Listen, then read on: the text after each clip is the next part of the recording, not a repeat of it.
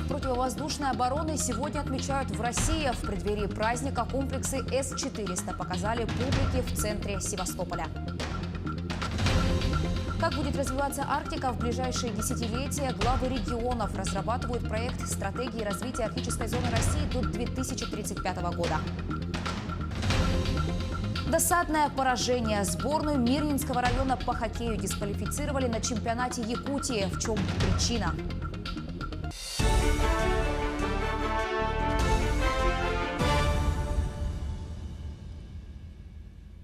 Это новости в прямом эфире. В студии Анастасия Кобызева. Здравствуйте. Сегодня в России отмечают День войск противовоздушной обороны. Праздник установлен указом президента страны от 31 мая 2006 года. В центре Севастополя прошла выставка военной техники под открытым небом. Центром экспозиции стали зенитные ракетные комплексы С-400, рассказывает Татьяна Гамозова. Жители Севастополя в пятницу могли не только посмотреть, но даже полазить по ракетному комплексу С-400. На площади Нахимова в центре города прошла однодневная выставка военной техники, приуроченная ко Дню войск противовоздушной обороны. Его отмечают во второе воскресенье апреля. На выставку привезли также зенитный комплекс «Панцирь-С» и другую технику. Все машины действующие, в обычное время находящиеся на боевом дежурстве в Крыму. Я пришел, во-первых, посмотреть на всю вот эту технику военную, как нас защищают, под каким, так сказать, куполом нас, или как. В общем, как кто и как и чем нас оберегает. Вот так вот. На самом деле, я просто ехала с занятий с университета и вдруг увидела такую выставку. Мне прям очень понравилось. Столько разных машин, техники представлено. Колоссальные впечатления, музыка. Несмотря на то, что погода не очень хорошая, столько эмоций получила. С 2017 года на территории Крыма развернуты 4 комплекса С-400, также известного как «Триумф». Помимо Севастополя, они стоят в Феодосии, Евпатории и Джанкое. По данным Минобороны, комплекс может перехватывать цели на дальности до 600 километров, а поражать на дальности 400 километров. Вопросы экологии, бережного природопользования, сохранения традиционных отраслей для коренных малочисленных народов Севера. Эти важные вопросы обсуждали на первой стратегической сессии по работе над проектом стратегии развития арктической зоны России до 2035 года. В подмосковном Одинцово в Московской школе управления Сколково собрались региональные управленческие команды. В сессии принял участие и глава Якутии Айсен Николаев. Встречу провел полномочный представитель президента страны в Дальневосточном федеральном округе Юрий Трутнев. Как подчеркнул руководитель региона, промышленное освоение арктической зоны России должно вестись при обязательном условии повышения качества жизни жителей Арктики и сохранения экологии уникальной территории. Промышленное развитие, на мой взгляд, должно в обязательном порядке дать импульс для улучшения качества жизни тех людей, которые там сегодня уже живут, работают, сохраняют эту территорию для нашей великой страны. С этой точки зрения вопросы экологии, вопросы бережного природопользования, вопросы сохранения традиционных отраслей для коренных малочисленных народов Севера и для людей, проживающих в Арктике, конечно же, абсолютно необходимо будет решать при реализации тех амбициозных планов промышленного освоения Арктики, которые сегодня у нашего государства появились. И я считаю, что это промышленное развитие, конечно же, должно, еще раз говорю, за собой тянуть развитие инфраструктуры. Поэтому планы у нас большие. Мы, уже не дожидаясь решений федеральных органов власти, сегодня уже принимаем свои локальные решения в части обнуления налогов для жителей Арктики.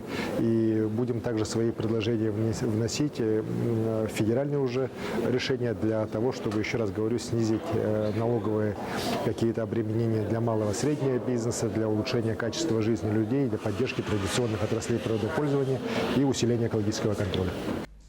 Еще один скалодром появился в Якутске. Сооружение построили в районе птицефабрики на базе 19-й школы.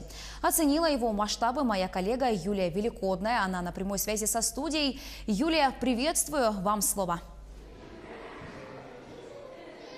Анастасия, приветствую. Да, действительно, здесь открыли не только скалодром, но и организовали соревнования на трудность. Это значит, участникам предстоит продумывать каждый шаг. За моей спиной трассу предстоит пройти 58 ученикам с 2002 по 2009 годы рождения.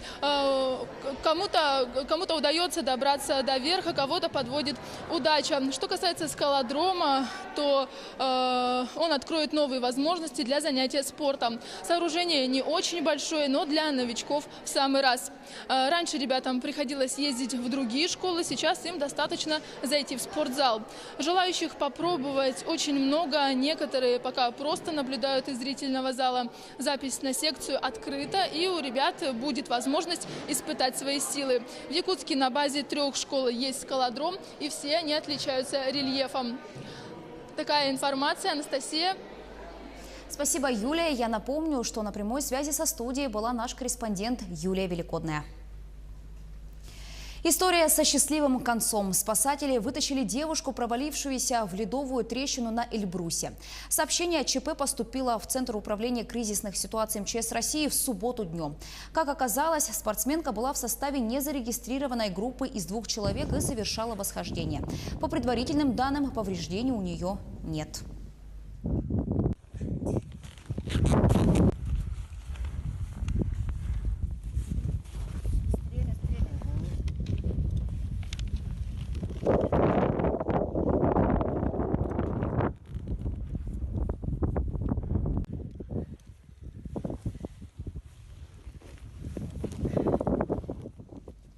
Еще одна девушка находится сегодня в центре внимания всех новостных лент.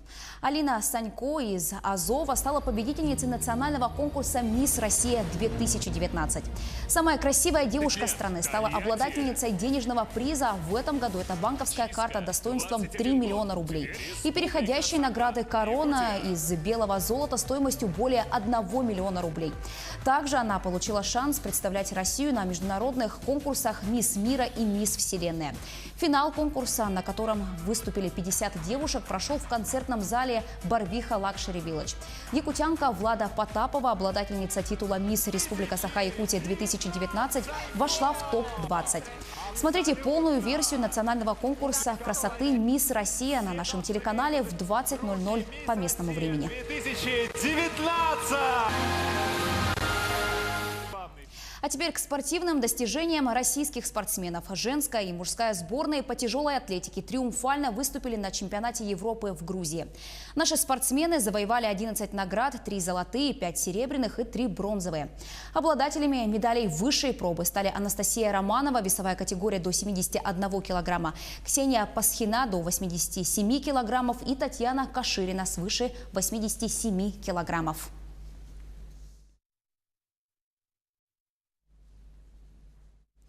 А российские фигуристы закрыли сезон бронзой командного Кубка мира. Соревнования проходили в японской Фукуоке. Российская национальная команда набрала 102 балла и остановилась в шаге от ставших вторыми японцев. У них 104 балла. Выиграла турнир сборная США, которая набрала 117 очков. За сборную России выступали Елизавета Туктамышева, Софья Самодурова, Андрей Лазукин, Александр Самарин, Наталья Забияка и Александр Энберт. Парное катание. Виктория Синицына и Никита Кацалапов. Танцы на льду. Но не так радостно завершился чемпионат Якутии по хоккею для сборной команды Мирнинского района. Главный судья соревнований Сергей Суворов на завершающем этапе турнира дисквалифицировал сборную после того, как она с разгромным счетом обыграла всех соперников. Спортсмены уже написали открытое письмо министру спорта республики с просьбой разобраться в ситуации. Тему продолжит Роман Муконин. Сборная Мирнинского района прибыла в Мирный в среду вечером из Нерюнгри, где завершился чемпионат республики по хоккею. Но радости на лицах спортсменов не было. Обыграв всех, они остались без медалей. Вернее, золотые медали у них с собой, но надеть они их не могут.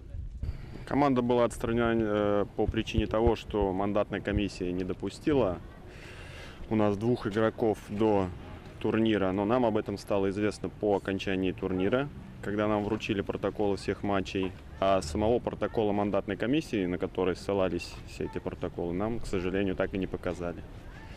Ну и выяснилось, что его, в принципе, и нет, этого протокола. Отличные игры мирнинской сборной собирали залы. Команда в зеленой форме обыграла всех соперников, но на последнем этапе ей объявили технические поражения из-за игроков, которые якобы не проживают в республике. Легионерами обозвали Алексея Самойлова, тренера КСК «Алроса», и Александра Ватотина, работника удачинского комбината. Только на основании их временной регистрации. Ни о каких справках с места работы о том, что люди годами трудятся на предприятиях Алмазного края, судья ничего не хотел слышать. Решение было однозначное – дисквалификация команды. Ребята, в принципе, давным-давно уже здесь работают и играют в хоккей за Мирнинский район. Неоднократно уже выступали. В прошлом году в Якутске мы уже на республике выступали этим же составом. Все были допущены, а в этом году просто один человек решил, что почему-то нам нельзя играть. Нас признали победителями и болельщики, и соперники в других командах. А вообще хочется сказать еще, что нами была проделана очень большая работа по подготовке к этому турниру. Еще в прошлом году очень хотели его выиграть и сделали правильные выводы, подготовились. В этом году поехали за первым местом, доказали, что мы лучшие.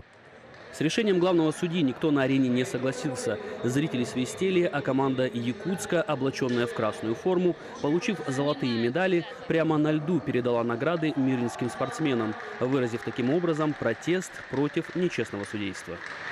Молодцы! Вообще классно! Ну, заслуживание с точки зрения, что наша сильная команда приехала для участия, может быть, она и где-то имеет место. Но в плане того, что судья не прав, тяжело обвинять судью и предъявлять ему претензии. Он делал свою работу. Предъявить претензии действительно сложно, так как в положение с этого года ввели формулировку «постоянная прописка», боясь именно мирнинской сборной, которая в нескольких последних чемпионатах была одной из лучших и в прошлом году взяла серебро. В этот раз ребята ехали за золотом, которого район не видел в хоккее уже 15 лет. Даже учитывая, что формулировка юридически неверна и нарушает права граждан, главный судья опирался на нее, чтобы лишить мирнинцев победы. Теперь хоккеисты ожидают от спорткомитета района поддержки. Необходимо требовать от Министерства спорта республики отменить данную формулировку, признать спортсменов, постоянно проживающих в Алмазном крае с временной регистрацией, полноценными гражданами и прекратить дискриминацию мирнинцев на республиканских соревнованиях. Роман Муконин, Кирилл Шолохов, телеканал «Алмазный край».